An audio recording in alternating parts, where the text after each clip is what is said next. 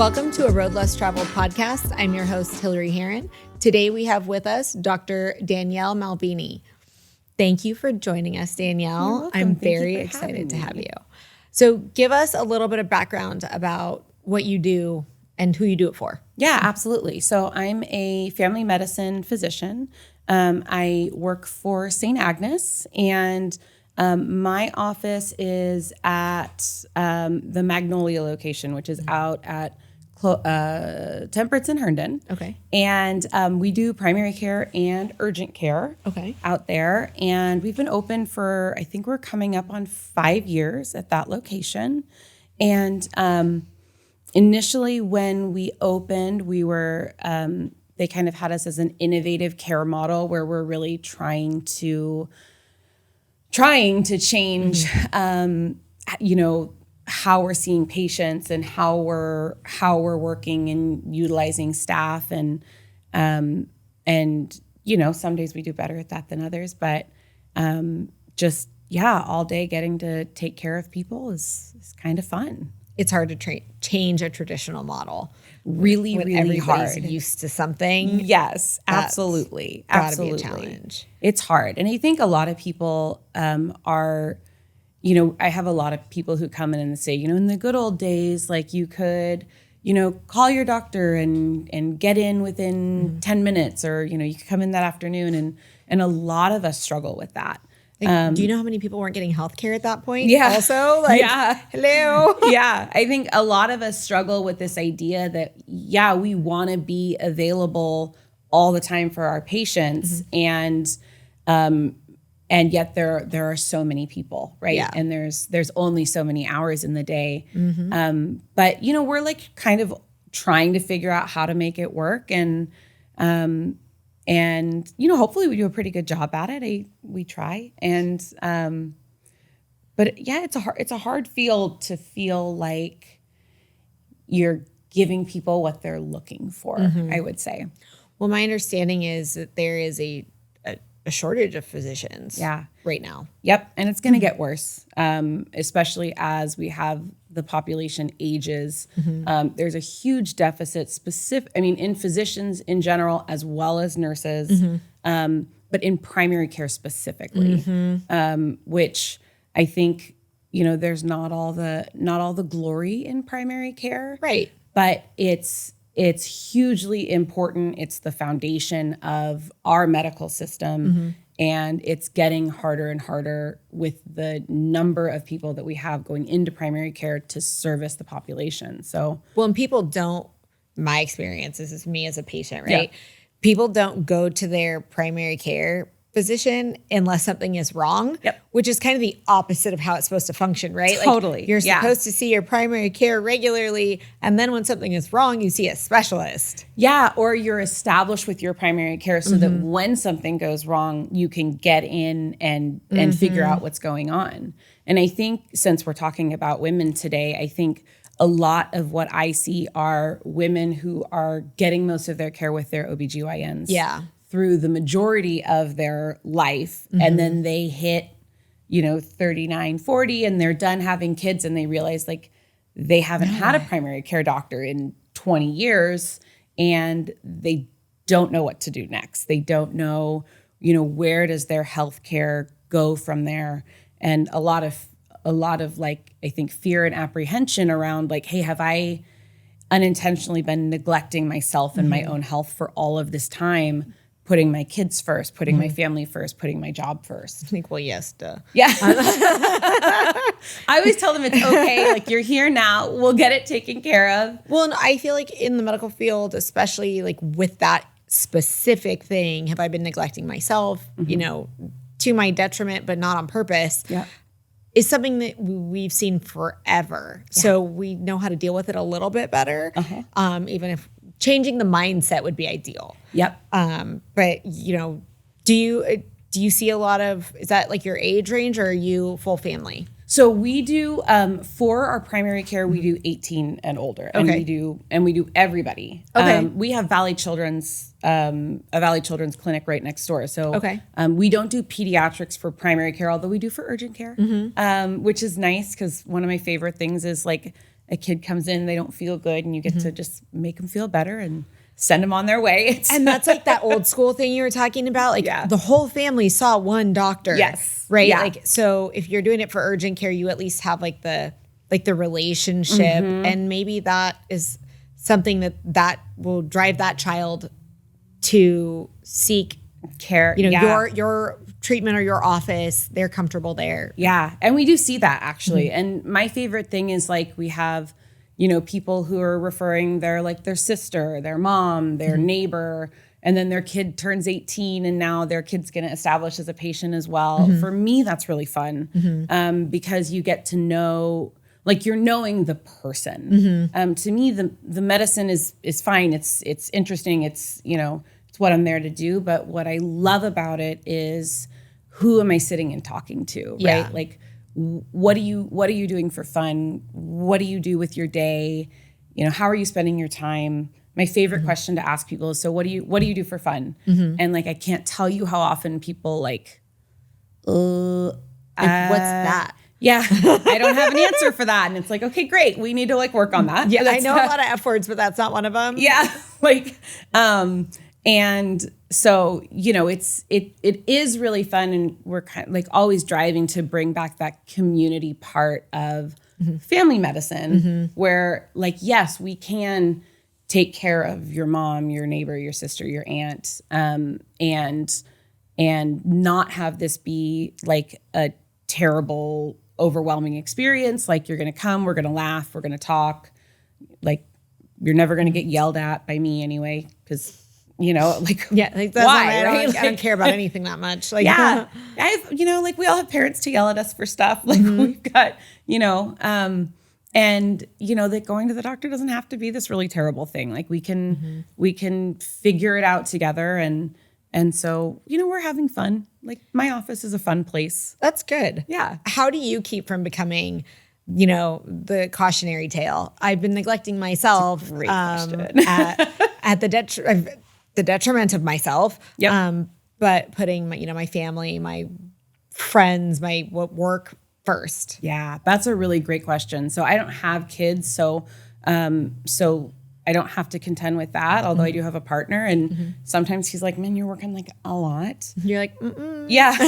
We have a joke in the office that somebody came in once and said that my desk looked lived in. And I was like, well, it is. Like, I live here. Nice. It's the idea. It's cozy, right? I have all my stuff all around me.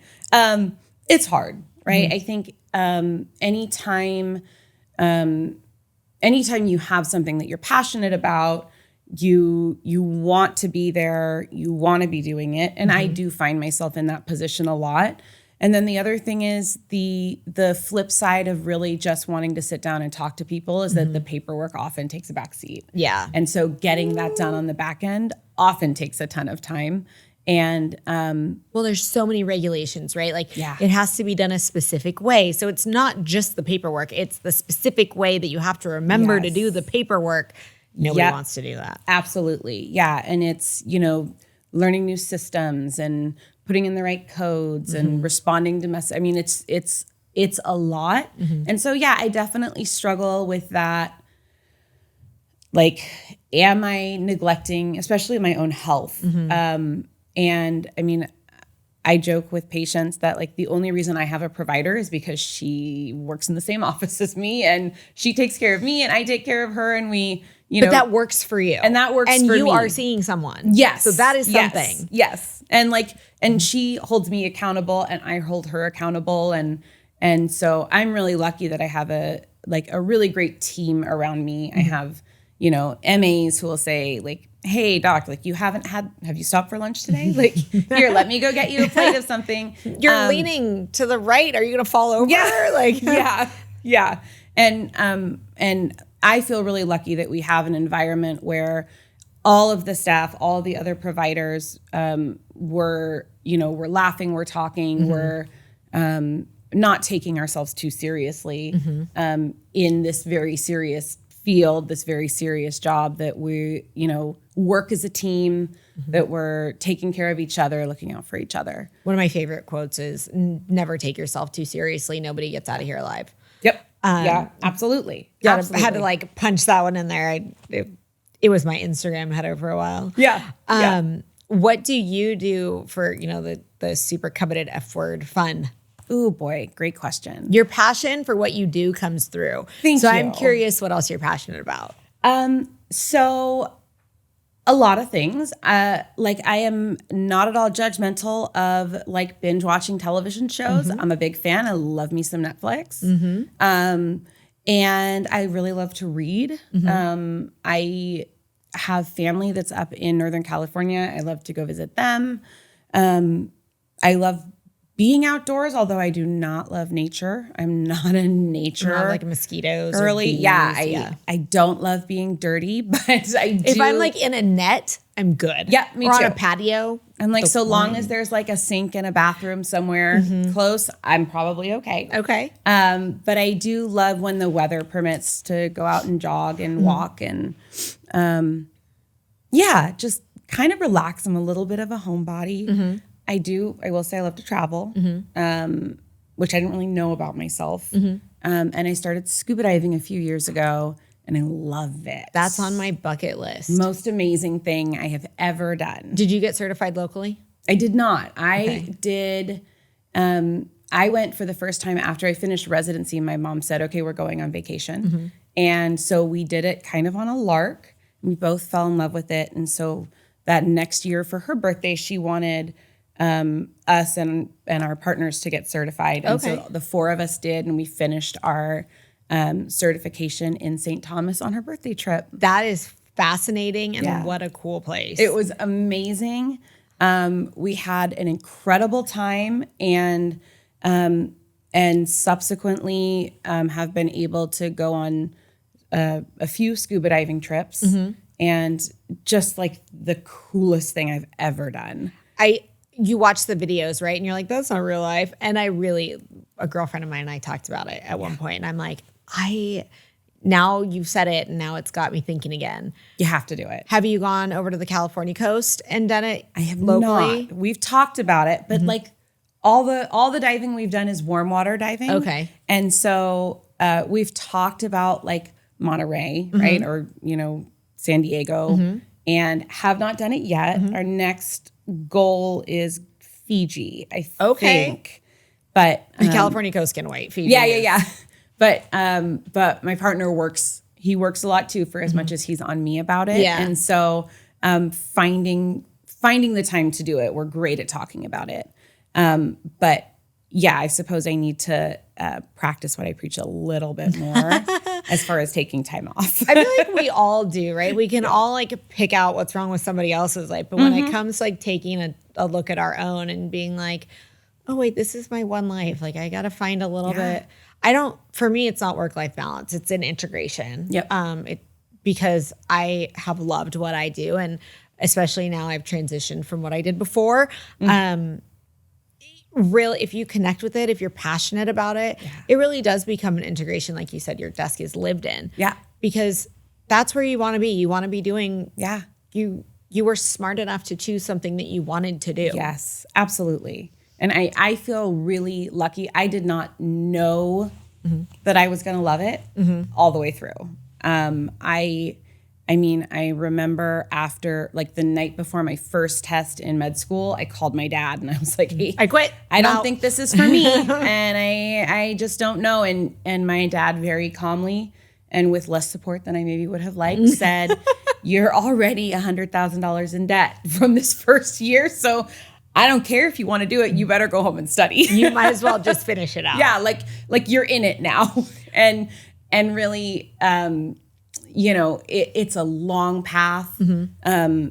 Family medicine shorter than certainly some of the other specialties, but it is a lot of years and it is hard. And I would be lying if I said there aren't times that I questioned it, but now here doing what I do, I really love it. I feel so lucky to be able to do what I do all day long and like get paid for it. And before I ask you what led you to medicine, I have to know what do you do when you want to give up? Like you said, the night before your first test, or even now when you're like, okay, I've reached my limit. Yeah. What do I do? I cry. What do you do? Okay, you got to get it out. And then so what? I'm a big crier. It hasn't always been that hasn't always been my go-to, but yeah, I cry.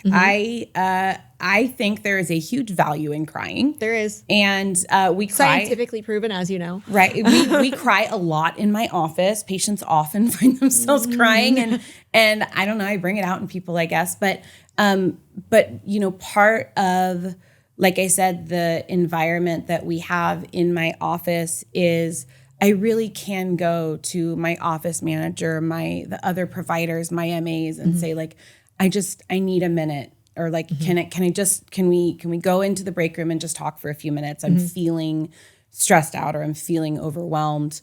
And I try to be open, honestly, with patients about that too, right? Because they pick up on what you're bringing into a room. And so if I come in and I'm not my best self, if I am feeling overwhelmed, or I'm tired, or I've got a headache, or I'm, you know, whatever it is, like I will often like say, hey, if I seem like a little bit off right now, here's what's going on with me. Like, I'm just feeling this. And so, you know, that's not me not paying attention to you. That's, you know, because again, like the biggest thing for success, I think, for that provider-patient relationship is them knowing who I am. Yeah. Right? Like, I'm going to sit there and I'm going to be really real with you, and you can be real with me, and you don't need to lie about how many times you're exercising, right? Because I get it. I have written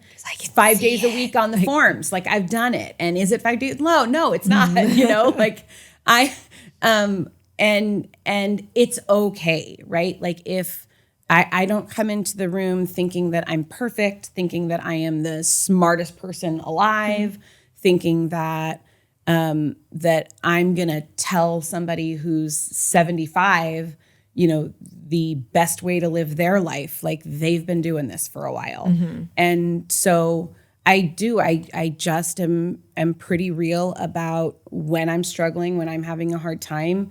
And that has led to like really great conversations with my patients, really great support from my patients. I mean, I think, again, like, just super lucky to have this job where I can go, I can be myself, I can share, my patients share, and it's a lot of like friendship along with doing the health stuff, doing the medicine stuff. I think everybody would be fortunate to have a doctor with your mindset. Yeah. It doesn't seem, obviously I haven't seen you, but it doesn't seem like it's transactional. Like a lot of times it sometimes feels like it can be. It can. Like, oh, this is what's wrong here. Take this. Yep. Go away. Yep. Or that feeling of like you're on the clock. You know, feeling like you have X number of minutes to explain what's been going on, or, you know, talk about your mental health, or, you know, explain why you're feeling afraid or scared about something. And unfortunately, the system forces us into that a little bit. And it's, you know, it can be exhausting, right? You're having these kind of big conversations pretty frequently. And when you're supposed to see 20 patients a day, trying to have that connection with everybody is hard. 100%, because you have to be open and vulnerable to have that connection. Yeah. So I can imagine how exhausted you are by the end of the day. Yeah. And I think the system, I don't want to say it forces doctors into that, but as a patient, it does. It's hard from a patient perspective. Yeah. And not just the rules, but like the insurance companies and the way that they force things. Like, yep, absolutely. It's really kind of a perfect storm. Yeah. And I think the trend that we see now is that in order to get that, to get the care the way that people want it, they're, you know, looking to providers who are doing concierge medicine, which, you know, I certainly understand the model. And unfortunately, I think it just prices out like some of my favorite people. It would be priced out by that. And I would lose so much in my day not being able to know some of the people that I know. So the system is rigged. Real tricky. Yeah. I don't know. It's a real tricky system. And I don't know that it's gonna get better just on its own. Yeah. I kind of have my doubts, but it takes a lot of engagement. And my opinion is it takes engagement from people who have the energy and the ability to explain it to our legislators. Yep. Who only understand it from a patient's perspective and aren't really able, they don't even have the time to look at the whole system. And it's really easy, and I find that I do this all the time, it's really easy to say what the problems are, right? Like I can sit here all day and talk about why the system is difficult. Do I have a solution? Right. No. That's a whole nother thing. Yeah. And coming up with how to fix that model in a way that like financially is going to work. I don't know. That's for people who are smarter than me. I don't know. That's way above my head. I think it takes a number of people being at the table. Yeah. To really make that happen. What led you to medicine in the first place? So I was that kid who always wanted to be a doctor. Okay. And I could trace it back to a number of things, but the reality is like I have, a picture of me in preschool and like the little like I want to be a baby doctor or something. I think is what I thought I wanted to do. And so it was just always the path. It was always what was gonna happen. Yeah. And in kind of as I got out of college and reflected on, hey, like what am I doing? I think I really had to reassess why am I doing this? And the reality is I like helping people. I love specifically talking about mental health. I struggle with depression and anxiety myself, and I think maybe everyone more people do. At least people are talking about it now. Yes, and so I've been lucky enough to have people in my life who were able to help me, and I think when I hit like 25, hey, like, am I really doing this doctor thing? It was like, yeah, because I've seen the benefits. I've seen the way that this helps. I've seen the importance of it. Well, and you're doing it a little bit differently, and maybe even a lot of bit differently. And that can help even more. Yeah. I mean, the stigma around the mental health conversation is still so crazy when it's in my opinion, it's the thing that our society could benefit from the most. I would agree. And we talk about it all the time. And oftentimes it's not what people come in leading with. But, again, as part of that, like, how do you make people feel comfortable to open up? Like, I'm not shy. I'm not ashamed of struggling with depression and anxiety. I think it makes me a more interesting person. Right. Like it's part of your life. Yeah. Yeah.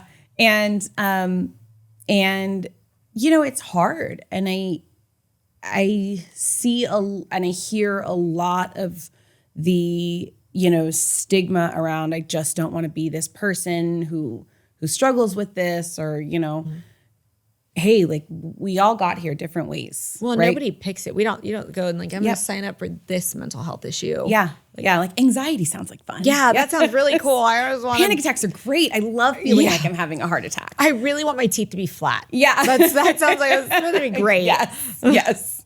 Best thing I found was Botox in my masseters because boy, do I grind. I do too. And it's hard to find a doctor who does it well. Yeah. Yeah. It's probably the thing that gives me the greatest, what's the word I'm looking for? Like not the greatest joy, but where I feel like I have done the most impact is when somebody comes in and they're really struggling and and whether it's medication or therapy or just them telling somebody else and then coming back and saying like, this has really changed. Like I feel better is probably the moments where I just like feel my heart flutter a little bit because I know I've been in those places where you feel really low, you feel like you don't know what to do. And I've had those moments where it's like, oh, this is starting to turn. And to be able to help somebody else have those moments is like enough to keep me going when I am feeling like I'm struggling, because it's huge. We talked to an LMFT actually just before this, but one of the questions that I had was, do you get referrals from doctors? A lot of times I have observed that people feel bad, right? But they think it's like something physical. Yep. So you're seeing somebody who's like, this hurts and that hurts and this is that and that's that. And you're like, oh, I know what that is. You're not gonna like it. Yeah. Do you have like a set group of mental health professionals that you like to refer to? And Good question. like, do you guys have relationships outside of the office?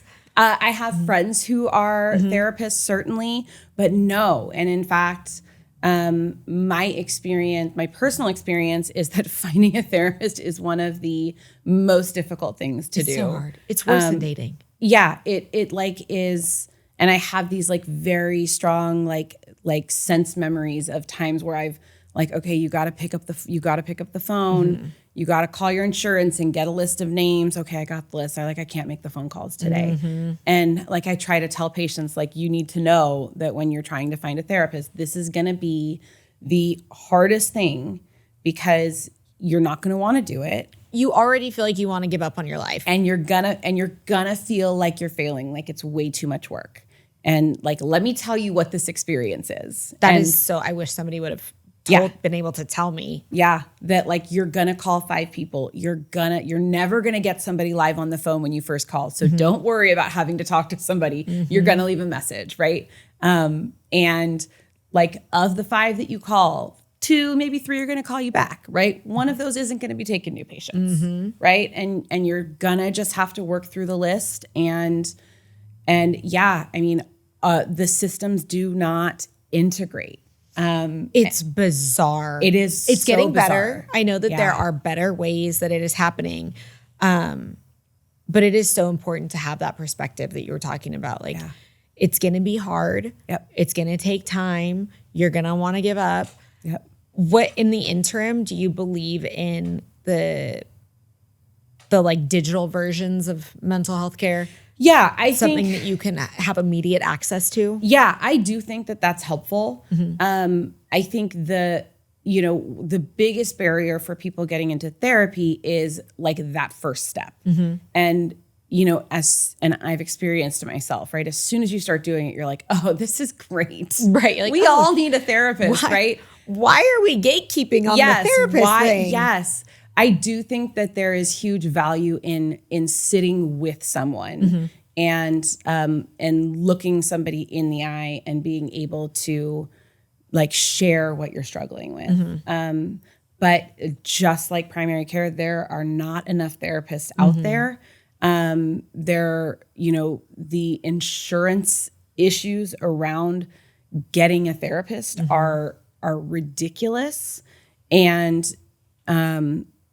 luckily, like the long-term gain from it is so valuable because if it was really just short-term, like I don't know that people would go through all of that for a short-term, 1 or 2 sessions. It's like, this is something that is going to be helpful, but you're going to need to work to get it.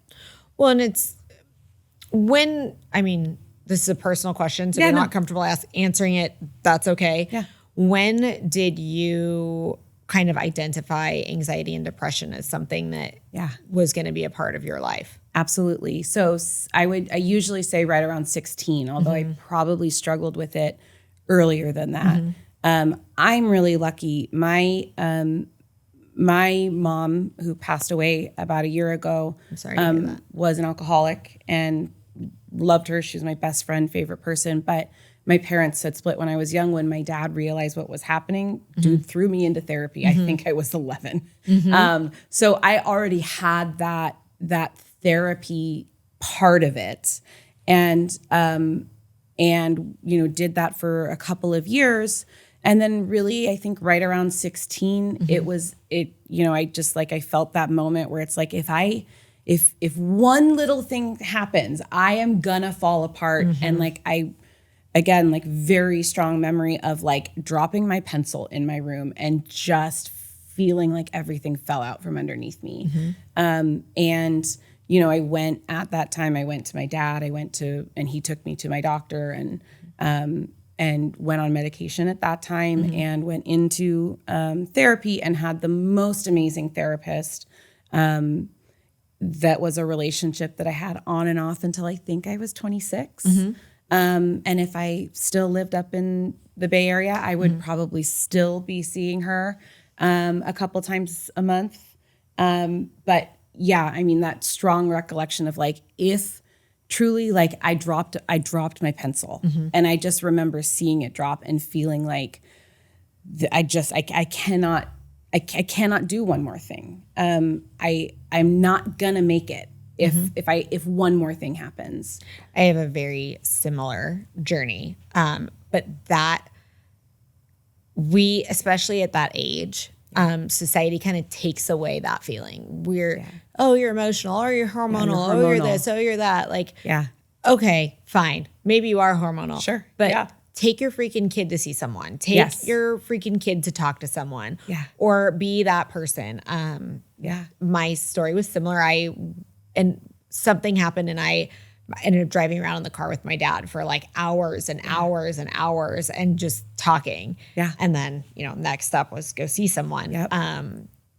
And, really blessed to have parents that had the capacity for that. I am a parent now myself. My kids are 3 and 5. And I can tell you the first thing you want to do when they're in the throes is stop it. Like you want to stop it because you think stopping the reaction is going to stop the feeling. Even though that's not true. Right. And I think people hearing this, I hope understand they have like an ally in you. And even if they can't see you, are you opposed to people reaching out to like your office for resources or Not like, at do all. you guys have the capacity for that? That's a great question. I don't know, but I can find out. Okay. But no, because I'm not against that at all. I think, luckily, and it's so funny because my dad, very close, and I love, you talked about driving around with your dad. We had like a longer commute to when he would take me to school. And so, I had an hour and a half time with my dad every day, just the two of us, to talk, for him to quiz me about school and give me, spelling quizzes and Obligatory parent stuff. Yes. And listen to music and also just to talk. And it's funny because he was always the, definitely on board with the therapy, but he was not really on board with the medication part of it. And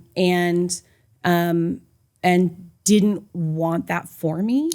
And we really did get to a point though where it was like he understood that it was something that I needed. And we like continuously have this conversation, he and I, about, hey, like, where did we start on this journey? And now we're, lots of years down the road, and where are we now? And like, I've had the opportunity to like talk to him about his mental health, right? And talk him through starting medication, or even just the conversation with his doctor about medication. Is this something that is needed at this point? And, things really do come full circle, and things happen for a reason. But, I did have him there at every step to say like, hey, you're not alone in this. You're okay. And do you feel like some of that's generational? And do you feel like some of it's gender related? Yeah. It's really hard for men. Like, I look at my parents and I'm like, you're very supportive of me doing it, but you don't want to do it. Yeah. It's like to my dad. And to my mom, you're very supportive of me doing it, and you're also doing it. Like, yeah. And I had just a conversation with somebody just the other day who was like, you know, I'm feeling like we started the medication. I feel so great. And now my sister is like, hey, like I think I've been struggling with the same things you are. And then she talked to her mom, and her mom was like, yeah, man, like I've really been thinking about this for a long time. I think it does come easier to women to acknowledge those feelings. We do get, I think, a lot of the hormone. You're emotional. Yeah. And like, so certainly we're just naturally more able to be like, fine. Yeah, I am. Right. Then fix it. Yeah. And, you know, like for better or for worse, right? Because I definitely am more emotional around my period. Like, that's a thing. But I have an easier time maybe because like that's an acceptable thing in society. It's easier for me to talk about having emotions than it is for men. I mean, I'm not a man. I don't know how often they talk about it. But when I see patients coming to me, and especially men who are around the same age as I am, or a little bit older, because younger men seem to have an easier time with acknowledging anxiety. But right around, 30s, 40s, men have a hard time saying that, like, they are not just powering through life, And like, we know they're not. We're seeing it on the other side. Right. Well, and like, to what end, right? Like, oh, when I get to X, I'll be happy. When I'll get to X, I'll be happy. I'll get to X, I'll be happy. Okay, well, you missed the full alphabet. Yeah. And now you're at X and you realize that's not the answer. Yep. Absolutely. That's Absolutely. really interesting. And I'm actually really interested in, you're a high achieving woman who has been dealing with, anxiety and depression, mental health stuff for most of your life, I'm assuming. Yeah. And how that has played a role. And, especially med school that puts so much pressure on you. Was navigating it in med school different than it was, or that it is in normal life, or when you were younger? Has it always been in the front seat, or has it? That's a really good question. I don't know that I have an easy answer to that. I think part of my depression and anxiety always came from feeling like not enough, not good enough, not pretty enough, not, thin enough, not whatever it is. And the thing that I had to grab onto was that I was smart, that school stuff came easy to me. And so it was almost like a lot early on, especially a lot of that drive was like, well, I may not be pretty, but I'm smart, and being kind of driven towards that because I felt like I didn't have what would make you popular in middle school and high school. I didn't feel like I had that thing that I needed that everybody else seemed to have. But the thing that I had was I could do school. And so I think that was a driver through my early education. College was hard. I mean, I went away to college. If you asked my friends from then, like, my depression was bad, and I was not managing it well. Yeah. Because there's the things in college you want to do, right? Like, you're partying, you're drinking, or whatever, and all of that is bad for it. Yeah. Whether you're medicated or not. And I think to that point, I hadn't figured out myself. I hadn't gotten to that point where I felt like I was okay. I mean, I truly, I think I hit that, I don't know, 6 years ago.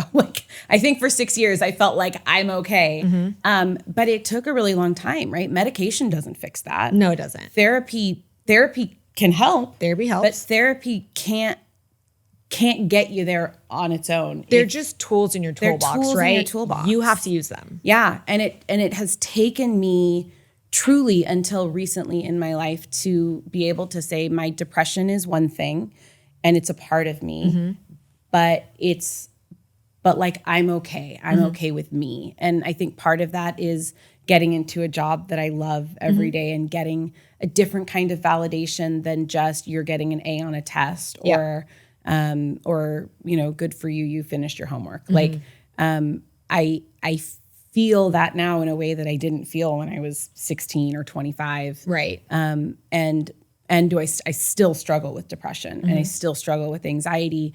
It fits in a different place in my life than it did for the majority of my life. And I truly think like part of the reason like getting through was because that was all I thought I had. And yet I can look back on like how I managed, residency applications and see where my depression was causing, was like really putting my future in jeopardy, like having trouble meeting deadlines, doing applications, getting organized, reading instructions because I just couldn't. Self-sabotage, lack of focus. All the time. Yep. I solidarity. Yeah. Right. Like, and people don't talk about it. Even like us sitting here talking about it, like I can be very open about it. I can say I have learned to live with my little demon. Like I take him everywhere with me, but I've figured out that he has to be quiet. Yeah. Obviously mine's a little demon man. Yeah. But like, I feel like the more that we talk about it, the more that we normalize it, the better chance everybody else has. Yeah, absolutely. Absolutely. And some of the things that you were talking about, like the lack, the not enough, the at the risk of being redundant, imposter syndrome, like we put these lenses on ourselves. Yeah. Because as you're talking, I'm like, what?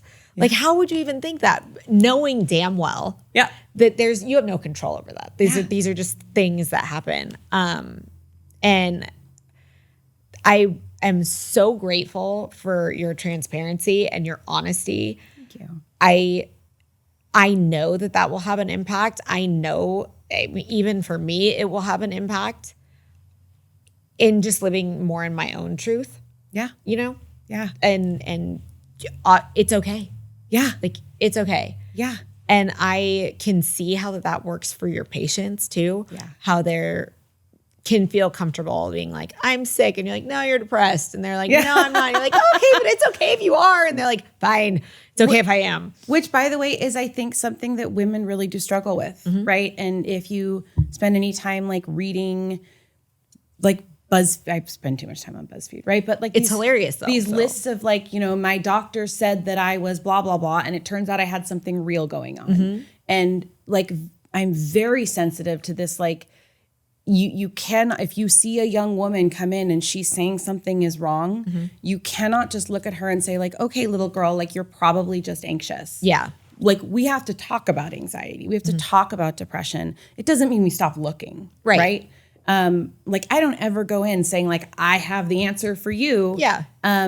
Because there is that like feeling of like, hey, I don't want to go to the doctor because they're just gonna, tell me I'm too young to have problems. Right. Yeah. And yet, so often we really like start diving in, and by the second or third visit, it's like, I started thinking about the symptoms I was having. I really do feel like there's a lot of anxiety around this. Like, let's talk about that. And society puts a lot of shoulds on us, right? Yeah. I should look this way. I should feel this way. I should wear these shoes. I should have this. I should have that. And ultimately, none of that really matters. No. And it's like, I tell patients, we talk now a lot about weight loss. And I bet it's real. It's right now. It's like it was in the 50s, kind of like it's a lot. And, I tell people like, look, I grew up thinking like I had to look like Kate Moss. I was never going to look like Kate Moss. I was never going to look like her. Right. I like came out of the womb weighing more than Kate Moss does. And same. I was never going to look like that. But I felt like the fat kid, right? Like I felt that my entire life. And like, we need to talk about like, what are you trying to get to? Because weight loss is healthy. We want to be healthy, but also if you think that you're going to look like, you know, I don't even know who's out there now, but somebody now, like that's not where I want you to feel good about yourself. I want you to feel good in your clothes. I want you to feel good when you're out doing things. I think we have a lot more of this like body inclusivity and like love yourself stuff. That doesn't, like, it's a fun thing to say. It is a harder thing to feel. And it's harder for like the long-term impact, right? Yeah. So we're at that point where it's changing and we're seeing it. We're not going to see the real impacts of it until later. Yeah. Even, I mean, although I am here for it, I am a huge supporter of it. I have a daughter, and a lot of it is about choosing your words at home. Totally. And talking to them about what's really important. Yeah. With my daughter, it's if there's somebody sitting by themselves, do you go over and you talk to them? Like, that's what matters. Yeah. With what you did with your day. Yeah, absolutely. Absolutely. And what are we putting the value on?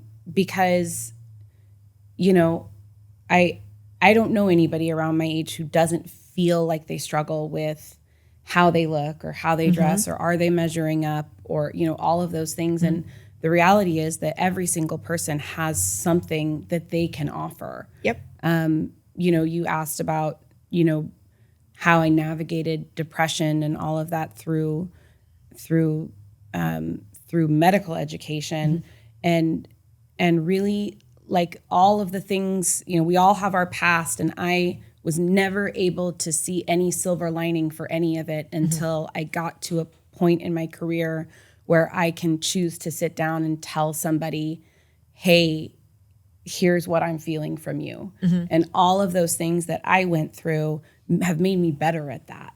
And so I can sit there and say, I have felt like the fat kid sitting at the table. I have felt the I don't fit in. I have had the family members who have had this, that, and the other. And like, here's how it was for me. How is it for you? And to like be able to sit and really be with somebody in those things, to me, like, I didn't know. It took me until I was almost 40 to say, hey, like, here is the silver lining from all of those things that I felt so awful about for my whole life.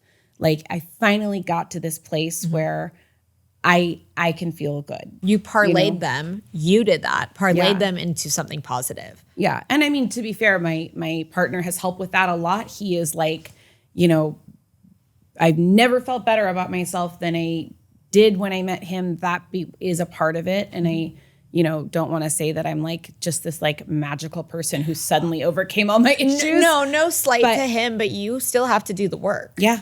To get there. Yeah. Or you will stay, just from my knowing it intimately well, or you will stay there. Yeah. Yeah. And I do sometimes.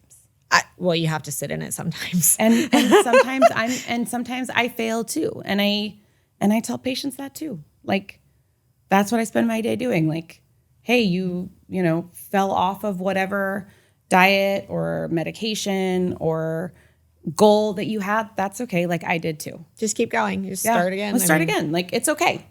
It's okay. Like, today's a new day. Just start over. It's okay. It's better to start from where you are, because the longer you put it off, sure, and the how longer long are you it's going to beat yourself up about your failures? 100%. Right? Like, I could do that all day long. Right? But why? I don't have time for it. No, thank you. It seems very heavy. Yes. I would like to continue this conversation much longer, so we may have to do this again. Yeah, absolutely. I am so grateful for your transparency and your honesty, and thank you for being here today. Thank you for having me. I'm definitely going to have referrals for you, so I'll send them over. Awesome. I love it. Thank you. Thank you. A huge thank you to our incredible guests for sharing their stories, wisdom, and breaking down barriers with us. If you enjoyed today's episode, don't forget to subscribe and leave a review. Your support means the world to me and helps spread the word about the amazing women paving the road less traveled in male-dominated industries. If you have suggestions for a future guest or topic you'd like me to explore, please reach out on social media. I'd love to hear from you. Follow me on your favorite social platform for updates and behind the scenes. Keep pushing boundaries, challenging norms, and lifting each other up.